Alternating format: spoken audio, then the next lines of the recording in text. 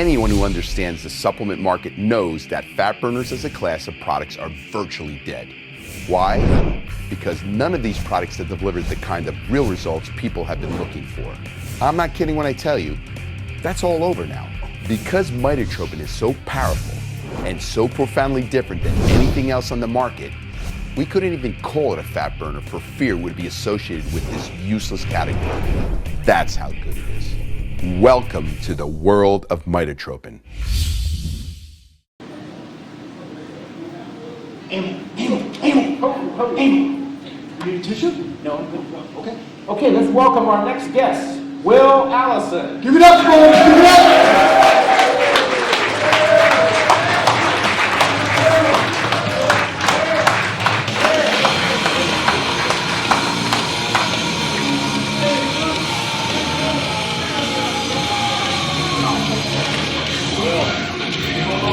Welcome to the show, Will. Nice to have you. So, Will, you are the current NPC, and for those of you that don't know what NPC is, that's National Physique Committee, bodybuilding heavyweight champion. Is that correct? That's correct. And now, we've got to explain to some people in the audience now that there's different weight categories, correct?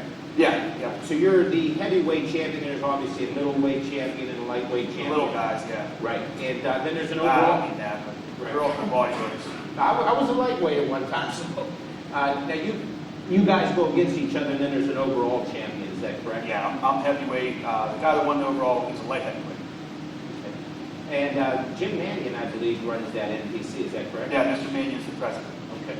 Now, how long have you been involved in the sport of bodybuilding? I started competing when I was 17. I did my first show, which was the Teenage Mr. Pittsburgh. And how did you fare in that? I won. You won that also. And was that also heavyweight? No, there was no weight class for teenagers. It's one class. And you're currently active, obviously, in the sport of bodybuilding. Next show coming up?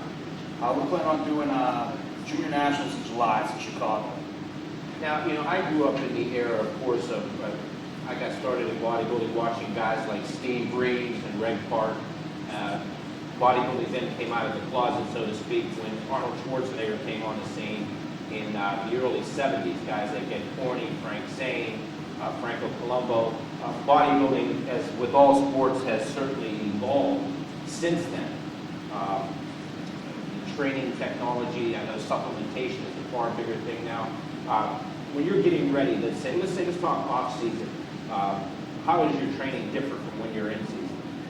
Well, a lot of people think that you can do high reps and stuff to get in shape, or low reps cause this.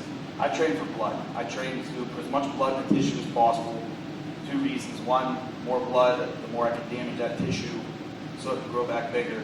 Two, more blood means more nutrients going to the tissue. So I don't really have a perfect rep range. Whatever is your most intense at, whatever gets you the most blood volume in the muscle cells themselves, I feel best. So, in the old days, we used to say, well, there was a bulking phase, and then there was a cutting phase. So a lot of guys would say, I'm going to bulk up to 250 pounds, and then I'm going to trim down to 185. That's just all. My training stays the same. I don't try to do one way of training compared to another. I feel that if you got big doing a certain way of training, why change it when it comes time for a show? I keep that the same. But what you're asking is my diet. Diet is everything, like you said. I'd say the difference between Arnold Schwarzenegger and my personal favorite, Ronnie Coleman, besides 80 pounds of lean muscle, is dieting techniques. I would say the equation is 70% nutrition, 30% training. Well, I do know that bodybuilding has become more scientific with the nutrition now. I know back in the old days, it was eat chicken, we ate fish. It was, go real low carb and then carb up, and I know that's all a process. Has that changed at all? You know what, like you had mentioned earlier that this become full circle. It's actually done that now. It used to be the low carb for a while, and then it was high fats. Now there's all kinds of hybrid diets. I've seen so many different fats. Low carb things out. Then they have some low carb, extremely high fats. Protein's always been the key though.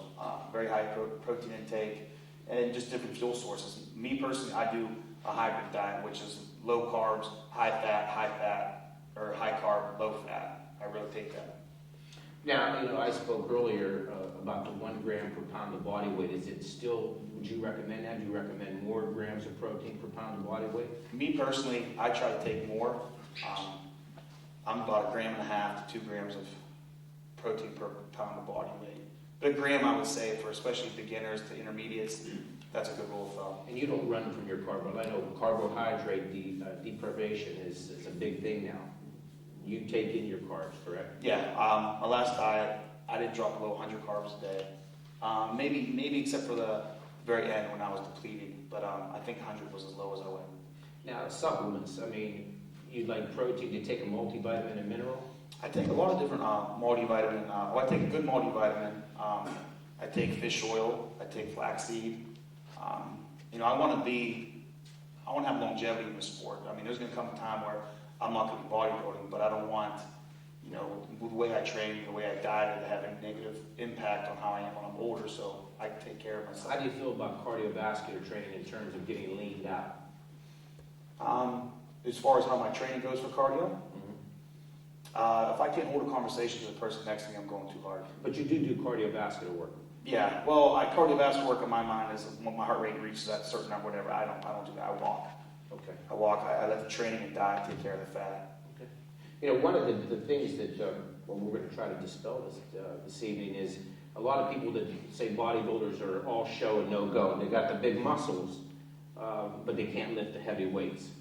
I know I've seen you train in the gym. I know that you train extremely heavy. I've seen Ronnie Coleman. I know that he trains heavy and hard. He was a former powerlifter. Yeah, a lot of bodybuilders were powerlifters at one time. I have no animosity towards powerlifters, but there's just a big difference. And I can assure you, bodybuilders are not just show. Right. You can't get to a certain point of muscle by being weak or looking in the mirror posing like they think we do. We always have very good form, because when you have extra muscle, there's a good chance you'll tear or hurt yourself. So form is everything, but we use weight. They always used to say in the gym that inside every powerlifter was somewhere a bodybuilder who just couldn't follow the diet. So. Yeah, there's a lot of those things. I don't want to knock any powerlifters, but they're athletes themselves. It's just if bodybuilding were to fall through for me, I'd always have powerlifting to fall back on. Now, I talked about it in the commercial, the 6 meals a day. Is that pretty much how your eating schedule goes? I eat 8, but the most important thing you hit on was spread out throughout the day. I kind of have a hard time to gaining weight. I get to a certain point where my body sticks. So I actually work with a nutritionist, which I'll throw his name out. His name's John O'Regan. He's like the mad scientist behind everything I do. He's worked with a lot of people, but he has me eating 8 times a day. And when I diet, we go 8, 9 times a day. A lot of times, I actually eat a little bit more, smaller portions, but maybe one more meal a day. Well, I know that we were always taught, back in the old school days, that eating every 3 to 4 hours to create a positive nitrogen balance in the muscle. And an important time usually is right before bed to take in some type of a protein, because the body does go at least 7 to 8 hours through the course of the night feeding off of itself. There is no nutritional intake during that course of time. Absolutely. One key factor of eating right before you go to bed is if everything's working as it should in your body, you're going to have a certain point in the night where you're going to release growth hormone. Naturally, it occurs. And when you have growth hormone being released, you're going to be shuttling a lot of nutrients into the tissue. You want a protein source, but not all protein sources are created equal.